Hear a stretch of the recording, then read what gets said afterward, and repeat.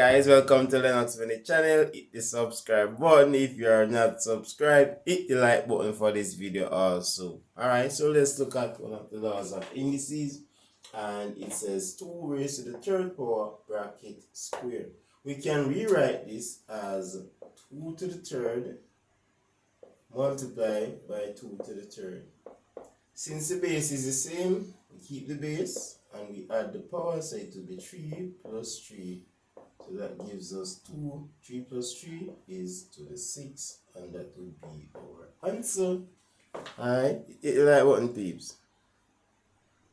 Alright, let's continue. So we have 24x to the 6 divided by 8x raised to the 4th power. Alright, so what we're going to do, we're going to divide the numbers normally. So 24 divided by 8, that is 3. And this part can be a bit tricky. X to the 6 divided by x to the 4. Since the base is the same, we subtract. And we are dividing. So that would give us x to the 2. So our final answer would be 3x squared. Hit the like button if you have not done so.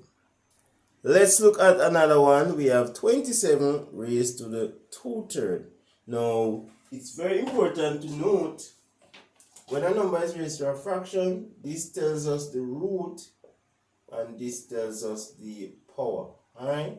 So what we're going to do now, we're going to find the cube root of 27.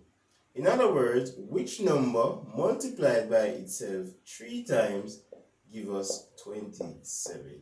The number must be multiplied by itself, and then we raise that to the second power. Alright, so based off previous knowledge, it will be 3 times 3 times 3. So 3 times 3 times 3 is equal to 27. So that means it's 3, and then we raise it to the second power, which is 3 times 3. So our final answer would be 9. Alright, hit the like button if you have not done so. Let's look at another. We have y to the 5th divided by y to the 5th. Now the rule states once we are dividing and the base is the same, we must subtract the powers. So it will be 9 y to the 5th rather minus 5, which is y to the 0. Now y to the 0, any number raised to the power 0 is equal to 1. Makes sense. Any number divided by itself should be equal to 1. Hit the like button if you have not done so. Let's look at another one. Now we have 3 raised to the negative 2.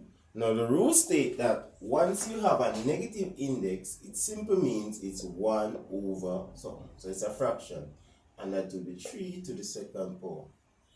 Now 3 to the second power is the same as 3 times 3.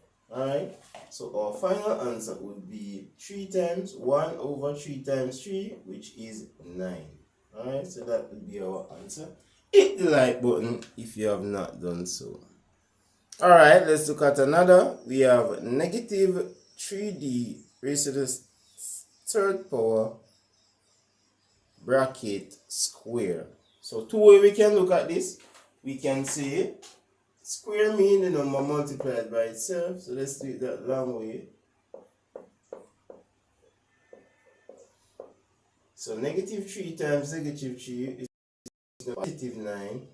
And these are multiplying, so we add the power. So it would be d3 plus 3. So that gives us 9d to the 6th power. Hit the like button if you have not done so.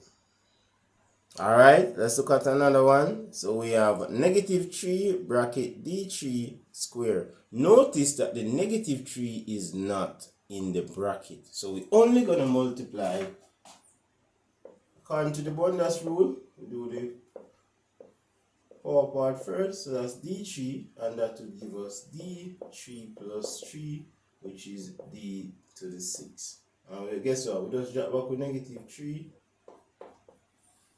And this is our final one. Hit the like button if you have not done so.